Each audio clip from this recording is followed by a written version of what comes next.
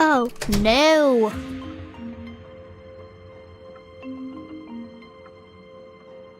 Oh, I know, Marge. It is hard. I feel so bad for your daughter. Please give her my love, will you? We gotta clean this house up, Mom. Marge? Let me call you back in a little bit, okay? Yes, okay, bye-bye. What did you say?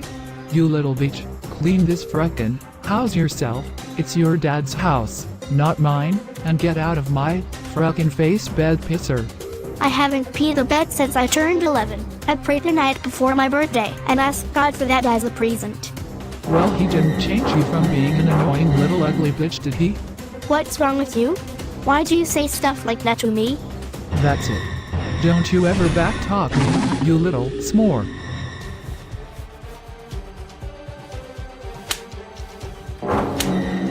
You good-for-nothing piece of shit. Get out of this house. Go. As long as I am here, I still say what goes. What the hell is going on here? Get away from her, now.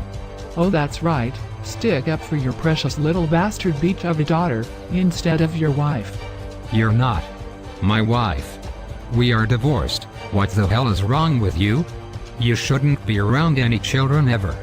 I have always watched and took good care of my kids. Always. Oh really? What about the time I was at work, and Violet at age 2, was outside playing, by herself, and climbing a ladder and fell and broke her thigh bone, completely in half? Because you were sitting on the couch, watching soap operas. And when she screamed, and begged you to come help, the neighbor, Kay, 2 houses down, had to come and help, and get you, because you ignored it. Violet was in a body cast for months because of that. You were not like this, raising the first 2 kids. What happened to you? I mean, you were still abusive, but it's 50 times worse. I hate your frickin' guts, and I don't want or have any kids. You all make me sick. You really need to get some help. You're nuts. And that's it. You can't stay here anymore. You're out of control. I am done. I wash my hands of this. I will give you some money to help you find an apartment as soon as you can.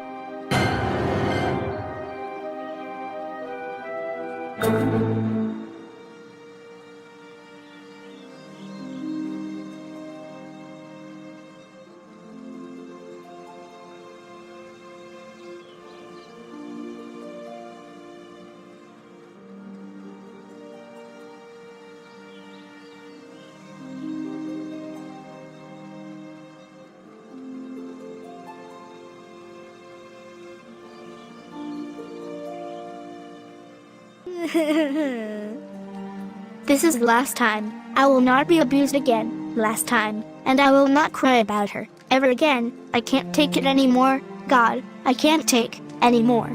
God, you and the dogs have been the ones that get me through stuff. I need you. Please, God, help me be strong and not allow this to happen anymore.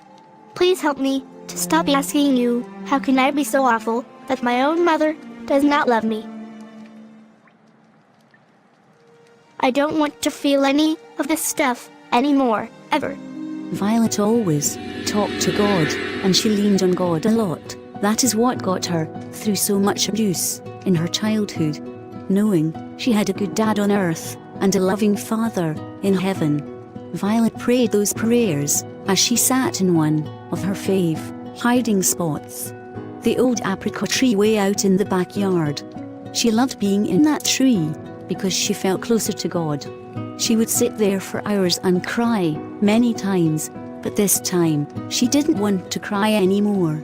And she did start sticking up for her sleeve to the bullies at school, or anyone who put her down. She would confront them, and she refused to let anything make her cry anymore.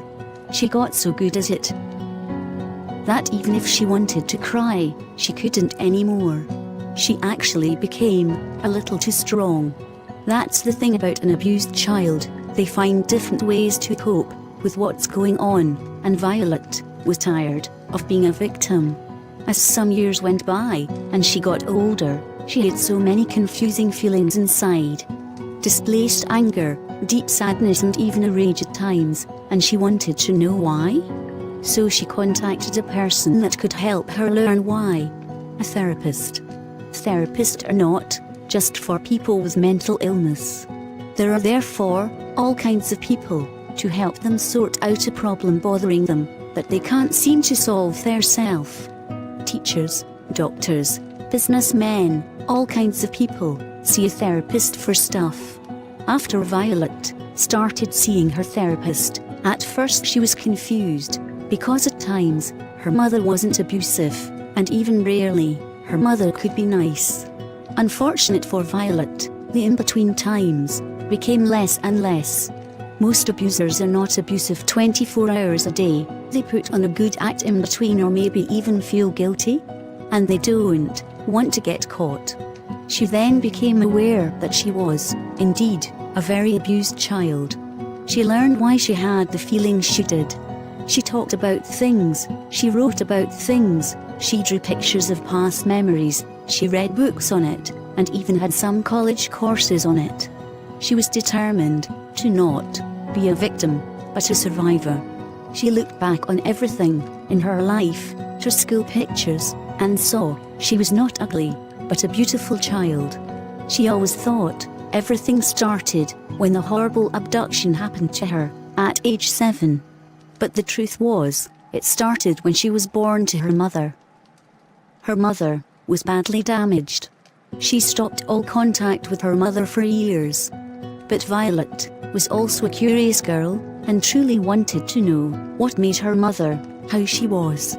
She found out that her mother's dad had seriously abused her too, and beat her with a belt often.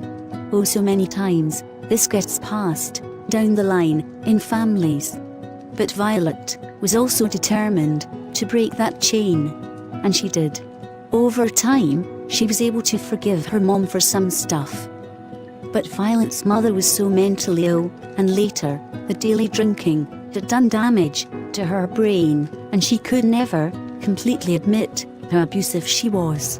So Violet never really had closure or an apology, and the scars remained. Every now and then, a scar would break open, but Violet worked hard to close them back up. She had to limit her time around her mother for her own well-being. But in the end, when Violet's mother was sick and dying, Violet put her own feelings aside to do the right thing. And that was to be there for her mother, as her mother was unable to be there for her. Most abuse victims cannot do that unless they have had counseling and worked through a lot of stuff, like Violet did, and Violet was so glad she did. Despite all that had taken place in her life, Violet grew up to be a productive person, an animal rescuer, a humanitarian, a compassionate person who is very sensitive to others' needs. Sometimes her emotions do get the best of her, but she continues to work on herself daily and learns something from every person who crosses her path, something valuable. This is the end of Violet's Abusive Mother mini-series, and the purpose of this is to show that abuse needs to come out and not be hidden and dealt with in the proper way, so the victim can become a true survivor.